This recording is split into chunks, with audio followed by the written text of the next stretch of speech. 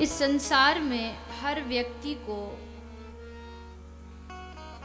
एक उल्लास की, एक उमंग की, एक आनंद की खोज है। मकान से लेके दुकान तक, वन से लेकर भवन तक, हर व्यक्ति एक ही चेष्टा में लगा हुआ है, कैसे उसका जीवन और अच्छा हो, और सुख में हो, और आनंद उसके जीवन में आए, और जीवन में शांति मिले।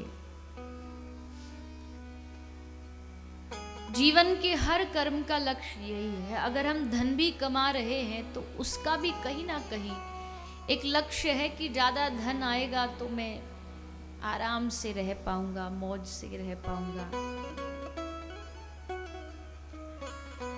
हर कार्य का लक्ष्य यही है कि जीवन में और अच्छा प्राप्त हो और सुख प्राप्त हो,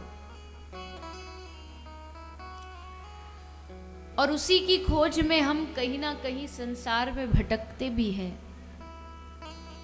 बहुत जगह ठोकर खाते हैं।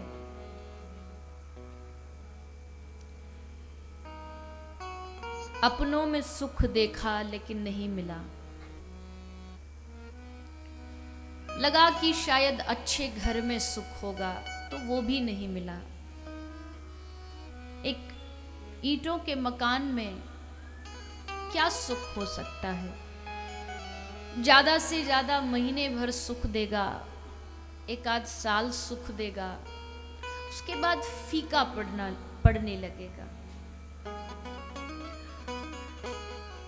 तो ईंट पत्थरों के मकान में भी सुख नहीं है। मेरी आयु तो बहुत कम है, आप सब यहाँ बहुत बड़े उम्र के लोग भी बैठे हैं, अनुभवी लोग भी बैठे हैं। वो जानते होंगे कि कोई अच्छा मकान आपको आनंद नहीं दे सकता जब तक आप भीतर से आनंदित न हो। शरीर को ठंडा रखने के लिए घर में एसी तो चल रहा है, लेकिन कलेजा जल रहा है,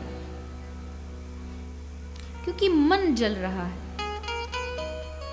इसलिए वो बाहरी ठंडक भीतर तक नहीं जा सकती, केवल शरीर को ठंडा कर सकती है।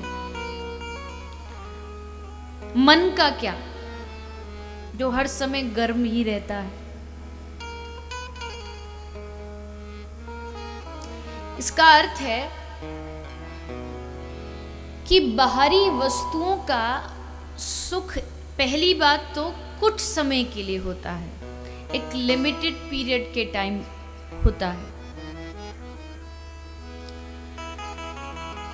दूसरी बात, जिस बाहरी सुख को हम सोचते हैं कि जीवन में कुछ मिला और लगा कि आहा देखो मुझे ये प्राप्त हो गया, अब वो धन हो सकता है, मकान हो सकता है, गाड़ी हो सकती है, कुछ भी, आहा मुझे ये प्राप्त हो गया, लेकिन कब तक? वो वस्तु हमको जीवन भर आनंद नहीं दे सकती, वो वस्तु हमें जीवन भर खुशियां नहीं दे सकती, कुछ समय देगी, और उसके बाद जैसे ही वो सुख का पर्दा हटेगा तो दुख का पर्दा फिर से चालू हो जाएगा, और फिर हम परेशान होने लगेंगे कि ये इच्छा तो पूरी हो गई, अब ये और हो जाए, ये तो मिल गया, अब ये और मिल जाए। इसलिए भागवतकार हमें हमारे आंतरिक आनंद में अपने भीतर के आनंद से जोड़ने का प्रयास कर रहा है। बाहरी सुख परिवर्तनशील होता है,